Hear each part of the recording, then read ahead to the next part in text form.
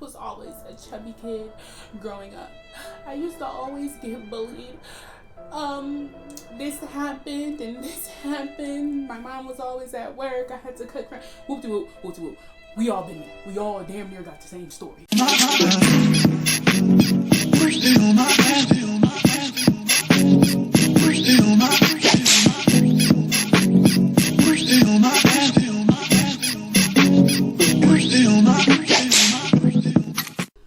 Hi, I finally made it to YouTube, y'all.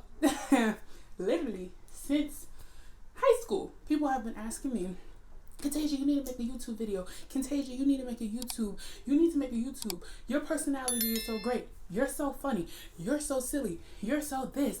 Make a YouTube. Make a YouTube. Hey, here it is. Here it is. Here's the YouTube channel. Here it is. I'm going to do my very best. My goal is to try and stay consistent for an entire year. I want to at least give you guys, I don't even want to say a number, but I'm going to say it to hold myself accountable. I want to give y'all 50 videos this year. Yeah, don't quote me, okay? That's only like 4-ish a month, you know? I think I can do it. I think I can. I'm going to try my very best. But here we are. My name is Kentajia Smith. Kentajia, okay? This channel is going to be filled with different types of videos, I'm sorry. Weight loss, fun, beauty, food, mukbangs, friends, challenges. I hope y'all can't hear that airplane. A little everything, a little travel, because we are still in a pandemic. I'm hoping I can take y'all out the country with me for the very first time. I think I'm gonna start light though. I think I'm gonna do Mexico. I really want to do Cuba, but hopefully we get to do all of that on this channel. And for everybody, and I mean everybody, all the people who have been asking me for a very long time to make a YouTube channel, y'all better be going the hardest. I better see all the likes, all the clicks, all the shares, all the comments, post notifications, all that stuff. Y'all better be the first ones. That's all I'm saying. Because this is for y'all. But I appreciate it. That means like y'all really like me, and that means y'all want to see me on the screen. So I appreciate it. But let's get into it. This is going to be the embarrassing stories that led me to want to lose weight. Last year, I lost a lot of weight, and I'm not going to show y'all how in this video, but I'm going to explain to y'all why I did it. Because a lot of people give you like the history and all this stuff, like I was bullied, I was this, somebody died, which is real, which is true, which happened to me too. But really and truly, I was just embarrassed, okay? And I was tired of being big. So I lost the weight. And here are the stories that made a bitch really want to buckle down and cut some calories. So like everyone says in these weight loss videos, I was always a chubby kid growing up. I used to always get bullied. This happened and this happened. My mom was always at work. I had to cook. Whoop de whoop, whoop de whoop. We all been there. We all damn near got the same story and stuff like that. We ate bad. We ate too much. We ate too frequently. Some stuff is medical. Some stuff is genetic. Some stuff you can't control.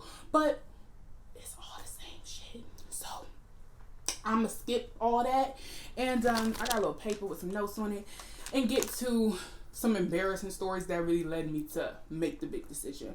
Okay, so like middle school, high school, I did get picked on a little bit, not too much. Like I'm not even gonna sit here and lie and say I got bullied a lot. I got bullied a little bit. I was always fun, crazy, wild, silly. I hung out with a lot of boys too. So, and boys aren't really like that. Like I didn't get picked on for my weight and stuff like that. I got more inappropriate comments because I hung out with boys, and I got more lip comments because I have big lips. Never anything really about my weight and stuff like that. High school, I do remember a time someone like drew a picture of me or whatever, and he just literally drew a picture, and it was like the bun and my glasses, because I wore a bun like every day in high school, especially when I went to my private high school. Literally I didn't have time for nothing else. Wore a bun, and he just drew a picture of me, and he didn't even draw me like really, really big. He really just he drew a nice proportion. Like I wasn't even mad. But it was supposed to be like a joke, make fun of Kentajia type shit. But it really didn't affect me. It didn't bother me. Whoop. Fast forward to college. You have a meal plan at college. I never ate 3 times a day. Never was my thing. Waking up early in the morning for breakfast wasn't a thing, only on weekends and stuff like that. For school, elementary school, I can remember getting to school for breakfast, but high school and stuff like that, I didn't eat breakfast. So getting to college when you can go to the cafeteria or whatever, ours was called Woody's. Go to Woody's for hash browns, eggs, veggie sausage, coffee every day. I could get this every day. So I started eating breakfast. Okay, go to 1, maybe 2 classes. Now it's 12, 1 o'clock, maybe 2. Go get my lunch. It's either hot lunch, cold lunch, salad bar, or a grill. You telling me I can get a turkey burger, a cheeseburger, a turkey panini, what else? Quesadilla. You telling me I can get this every day and stuff like that? So if I didn't like what they had prepared, which they had good stuff prepared, like they had good stuff. Like they had like curries and like they had different food, like turkey meatloaf, and they always have bomb vegetarian options because I'm not a vegetarian, but I don't eat beef or pork. So not eating beef or pork cuts out a lot of meals for me. But then they always had a vegetarian or a tofu option. Like if you didn't have this option, I wouldn't be able to eat it. But anywho, I was not used to eating 3 meals a day. And then after class, I could get dinner. And then I lived on campus, so I would get dinner and then go to my dorm room. I would get all my food and I would go to my dorm room, put on a movie, put on Netflix, chill, eat, and stuff. I didn't keep a lot of snacks in my room. One, because I just didn't want roaches and stuff like that. And I would keep water and dry snacks and stuff, but I didn't keep food. A little bit of food, but not too much. Like I didn't have a crazy amount of snacks and stuff like that. But fast forward, this is really what messed me up. Freshman year, I got a job. I started working at H&M or whatever. It wasn't too bad. Part-time, after work on after school on the weekends, nothing crazy. But I got a car my sophomore year, car payments now. I had to get a second job. So I started working as a home care health aide and started off 4-hour shifts, 5-hour. That was a whole lie. I don't even know where that came from. H&M was 4, 5, 6, 8-hour shifts. This job, 8-hour shift minimum. So after class, getting off of class, going straight to work, I would leave class at 4 o'clock, have to be to work by 5, working the night shift and overnight, trying to pay off my car, woo. I wasn't eating at Woody's no more, really and truly. I was eating drive-through. What I can pick up on my way to work, what I can pick on my way from work before I get to class, what snacks did I have, what can I get? Oh my God, I used to order food at work all the time because I was making buku money, okay? I was broke college student, weird, okay? I was making so much money and stuff like that. So $20 a day on some food, what is that? That's taxes. Like, that ain't nothing. I was ordering my food. Whatever. So I started to gain mad weight. So then that's when I started to feel it. Walking upstairs, I would lose a little bit. Like I would lose my breath. I didn't want to be active. I didn't want to go out and stuff like that. So that's when it really started. When I was like noticing like I'm really getting big. Like freshman 15 for me was like freshman 50. I think I gained like 50 pounds. Between freshman and sophomore year, maybe like 50 pounds and stuff like that. It was a lot. I was not eating good and stuff like that. So then, yeah.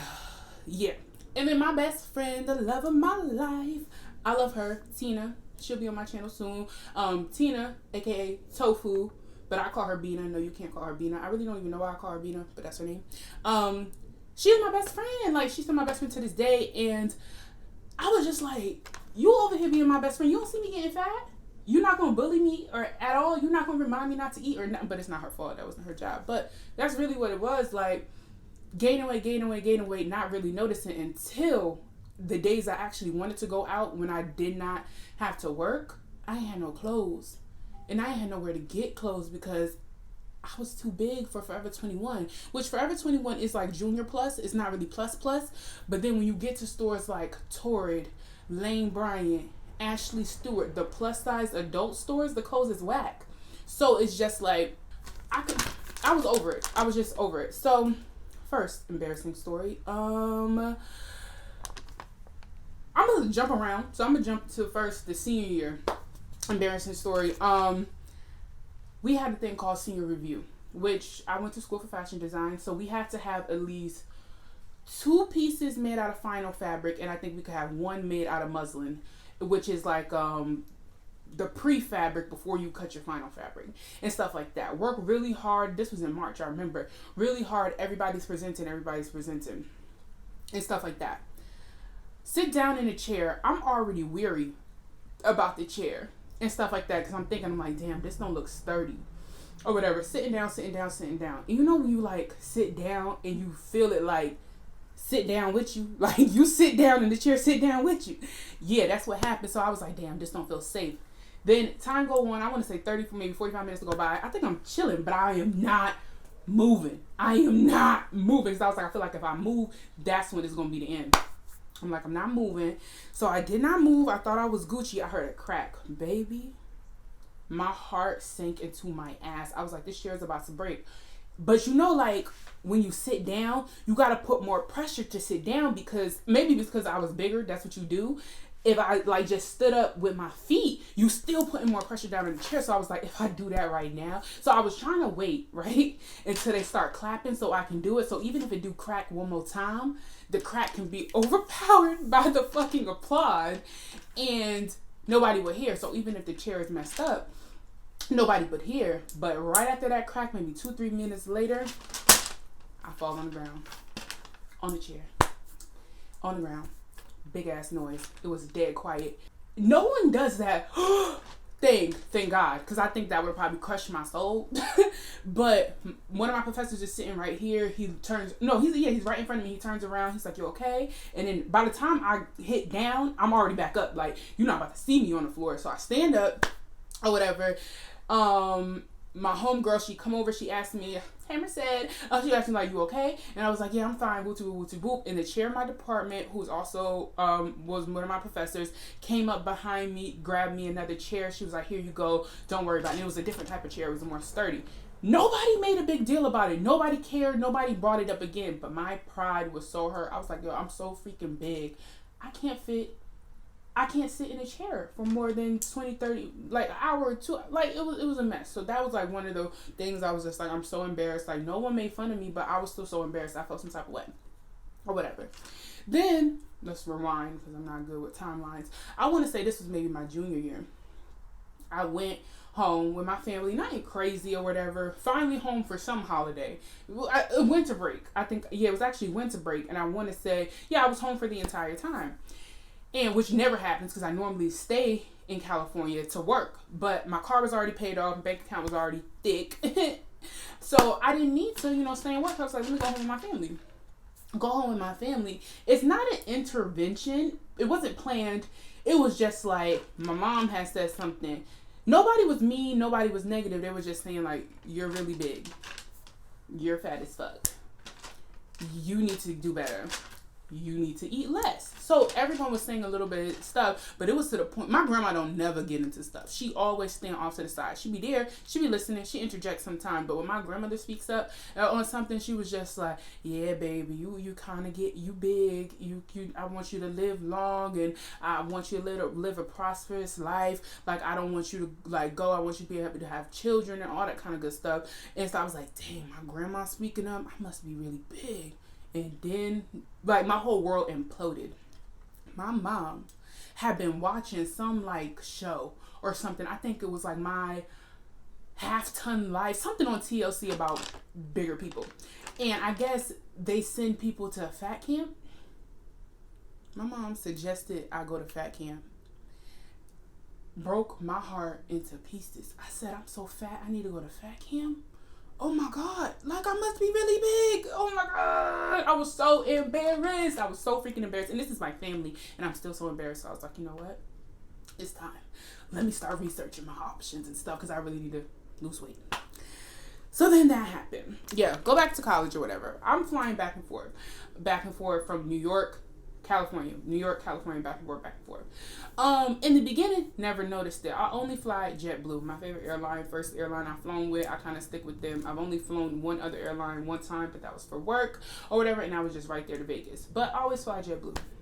Never have an issue with the seatbelt, but I noticed over the years it was getting harder and harder and harder and harder and stuff. And then that trip when my family had, sat me down to talk to me about, my weight and stuff like that. That particular trip, I got on the airplane. I always get a window seat. I don't never have to get up and go to the bathroom because I don't drink before flights. I'm very nervous on flights. I like to get on, sit down, be quiet, and just fall asleep for that 6-hour flight. So I sit down. Other people are boarding and stuff like that. Don't think about it. Got my headphones in. Flight attendant walks up to me with her hand in a fist. And then she gives me something. So I just reach out and grab it. I don't know what it is. Reach out and grab it. It's a seat buckle extender. And I'm like, I didn't request it. I didn't say nothing about it. I was like, do I look so big? She knew I needed it already. I was like, oh my, and she did it so low key though. Like, she was an older white lady. She was so slick with it. She was like, "Wow, here, sis." Walked away. Didn't wait for it. Thank you. Did nothing. And I really needed it. That was the first time I ever needed it, and it was crazy. She was right there. Like, she gave it to me, and I used it, and I was just like, something has got to change. Like, I've never needed a seatbelt extender. And seats are important when you're big, because my friends think I'm not super social, which I'm not to a certain extent. I am a very homebody. Where I pay rent, that's where I like to reside. Where the money reside. But where I pay rent is where I like to be. But really and truly in college and after college, I did want to go out sometimes, but it was either the clothes or if my friends just making a dinner reservation in our group chat and stuff like, oh, we're going to try this new place, this, da-da-da-da-da-da. The money was never the issue. It was just like, damn, what if we get a booth and I can't slide in? What if the chairs are dumb small? And it actually happened. My friend Tina is a goat. Like, I don't know if she did it on purpose. She always looked out for me, or the choices that she make always were helpful for me. Like, when we went to Boiling Crab one time, she made sure we got a table, and like, we got it, and I was like, because if we would have had to slide in that booth, I wouldn't have been able to fit, because I was looking at it and I was like, yo, it's so tight. I need a table. And before anybody said anything, Tina was like, we getting a table. I don't know to this day if she did that for me or if she just wanted a table, but baby, I almost cried because I was like, I know I can't get in this booth, because that's what I think about. I'm like, and it's to the point where my friends be like, oh, we're going to this restaurant. Before I can even say yes, they checking the menu for prices to making sure like it ain't too expensive, because it's how many money signs it is. I'm Googling pictures of the inside of the restaurant to see what the fuck the tables look like, because can my big self fit? You know what I mean? And stuff like that. Oh, and rewind. Flight situation one time. One time this lady walks up and she's supposed to sit next to me in the middle seat. And she just walks away or whatever. Like, I moved my stuff out of her seat. I'm pretty sure I had like a bag or something in her seat. And she walks away and she comes back and she moves her stuff from the overhead and she moves her seat. I don't know. Okay, this was during Trump's era. It could have been because I was black, but it could have been because I was fat. All right, and she didn't want to sit next to me, and it was a 6-hour flight. I ain't mad either way, because I ain't put nobody else in that middle seat, and I ain't had to be squished up. Anyway, so I was happy she didn't want to sit next to me. But that's just another, embarrassing story. So I wanted to do a lot of stuff. And it's to the point where, my boss wanted to go to China before all of this crazy stuff happened with the Miss Rona. I remember Googling how stuff is set up in China, because it was just like, I heard they make stuff in China and Japan smaller because the people who live in those countries are smaller. So I'm thinking, can I fit on the plane? Can I fit in their bathrooms? Can I fit in this? Can I fit in that? I know half of it was really my mental, but it was really the things I thought about, and I just felt like, I ain't been on no roller coaster. Now that I think about it, shit. in years, and that's something that I really want to do. I hate roller coasters, but just because I lost the weight, I know I can get on. Oh my god, horseback riding. I'm sorry. So many things that I want to do, and I feel like I can't do now because I lost the weight, and I still got more weight to lose. But you know, it feels better. But yeah, flights have been something that has really made me really nervous and sad, and just have always stuck with me. Another thing, one of my things that this is gonna sound a little vain. My face skin has always been very nice, in my opinion, and I do get a lot of compliments on my skin. I don't have acne, but which is still, this is a form of acne. I recently learned I get dry patches around my mouth, underneath my chin, and on the sides of my face, most likely on this side. And all of my skin got darker and stuff like that, just from being overweight, eating too much sugar, not exercising. Your face skin, it shows all of that when you're unhealthy. And it was to the point where it's like, I'm already dark skinned. We already know that dilemma in the beauty world. People just started making dark foundations 2-3 years ago. So it was to the point where I was at the end of the spectrum naturally, because I'm a dark skinned black woman, half African black woman. But on top of that, I'm not eating well, so my skin's even darker. It's textured, so I can't even match foundations anymore. Like nothing is helping. Like everything is just going wrong and wrong and wrong and wrong. And it's like I'm getting smarter, I'm getting educated, I'm getting better, but then my life is declining over here because my health is not good. My blood pressure always high, and it's just this and this and this and this and this. And of course, if you mixed all of that up with college, with being 3,000 miles away from your family, depression. It's like, you know that cat on Big Mouth? That's true. That cat, she sunk in, and she sat heavy on my chest, and I started to become very depressed. I had been depressed one time before in high school, but this depression, end of college, after graduation, I was so depressed. I didn't go to my college graduation and stuff like that because I for what? Mail me my diploma. I'm done. So I didn't even go to my graduation because I just didn't want nobody to see me. It was just so bad. Like, it was just a horrible time. And I was tired of making excuses of my life. And I just felt so disgusting. Then my sister, my sissy poo, yeah, she got married. Very happy for her, you know? Excited. But now I gotta go to a wedding. And I gotta put on a wedding dress. Oh, this is actually crazy. I didn't write this down. This is probably one of the reasons why I wanted to really lose weight, because my sister was getting married and my sister had picked out wedding dresses, bridesmaid dresses and stuff like that. And they were, you know, her style. Me and my sister were two completely different people. Like, I'm very like crazy, wild, different, like, you know, unconventional. My sister is more traditional and stuff like that. So she picks out dress, up, down, round, and round. Ain't no way I could wear that dress. Slinky, silk, satin, one layer, no body structure dress. It just won't work for me. So my mom and my sister came up with the idea that I wouldn't be in the wedding. Because we probably worked probably like a week or 2 weeks trying to find me another dress, because that just wouldn't work for me. And then they came up with the idea for me to just be a helper for the wedding. And I'm just like, that's my whole sister. This her, about to say first wedding, but it is her first wedding, and I pray her only. I wish them nothing but years of happy marriage, bliss, all that kind of good stuff. When they suggested that I wore a different dress, or not being in a wedding, because finding me a dress was so hard, it broke my heart. It really did. And it was just like, and it was so natural to them. And it was just, oh yeah, you just want to be in a wedding. I'm just like, this is my sister. We grew up together. Like, from this is my, like, it was crazy, and it hurt me. And like, thank God we was able to work it out. We ended up changing all the dress, because the dress actually didn't end up working for nobody else. There was only one other person that was in the bridal party that was going to look good in the dress. Maybe two actually, that was going to look good in the dress. Everybody else was going to look crazy and stuff because it didn't work for nobody else. So we ended up changing the dress to David Bridal.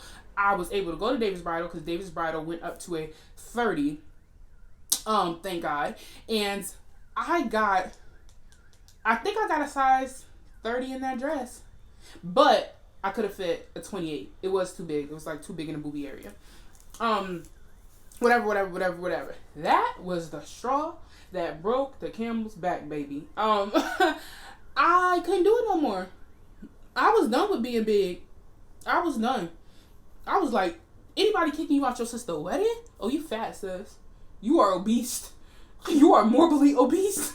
It's not funny, but it is. Like, I had to get it together because Lord knows it. And nobody knows how hard that, except my best friend, other than her, nobody knew how hard that broke my heart and stuff like that. To know that, one, you know, they was just willing to kick me out the wedding, but you know, that's my family for you. It's the reason why I moved across country, y'all. But yeah, they was just so prepared to kick me out the wedding because, you know, finding a dress wasn't easy. You know, they gave up after 2 weeks, but it's all right. You know, we worked it out and I was in it. And yeah, to sum it all up, you know, I went into depression. And really, I did not break depression until the weight started coming off. And after I probably lost about 40, 50 pounds, I didn't physically see it until about maybe 80 pounds off, maybe 60 pounds off. That's when I could see it. But I felt that hole immediately. Like, as soon as I lost like 40 pounds, I was like, I could breathe. Everything was working, you know, so everything was good. I could move, I could bend and stuff. I could reach. I could do stuff. Like, I dropped something while I was driving in the passenger seat and I just whooped and picked it up. I said, bitch, I'm skinny.